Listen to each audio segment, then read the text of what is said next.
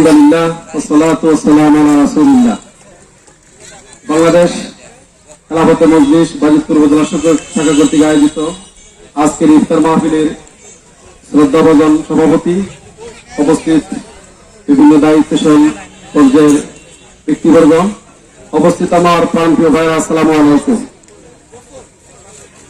সম্মানিত উপস্থিতি, আপনারা জানেন বিগত ফ্যাসিস্ট সরকারের আমলে বাংলাদেশে সবচেয়ে নির্যাতিত হয়েছে বাংলাদেশ খেলাফত মজলিস এবং বাংলাদেশ জামায়াতে ইসলামী।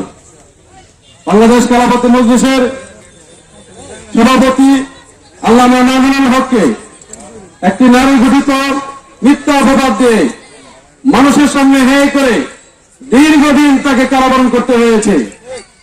এই ফ্যাসিস্ট সরকার শুধু আল্লামা নাজমুল হককে অত্যাচার করেনি, এই বাংলাদেশ থেকে ইসলামী রাজনীতি, ইসলামী মূল্যবোধ, ইসলামিক তাজুক তামাদ্দুনকে উৎখাত করার জন্য সর্বব্যাপী ষড়যন্ত্র করেছিল।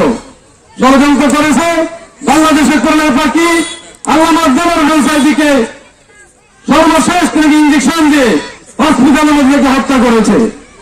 আমরা দেশহীনভাবে বলতে চাই, আমরা যদি আজকে ঐক্যবদ্ধ না হই তাহলে আমাদের সামনে ভবিষ্যতে আরো বড় ফ্যাসিস্টরা আমাদের উপর চেপে বলবে।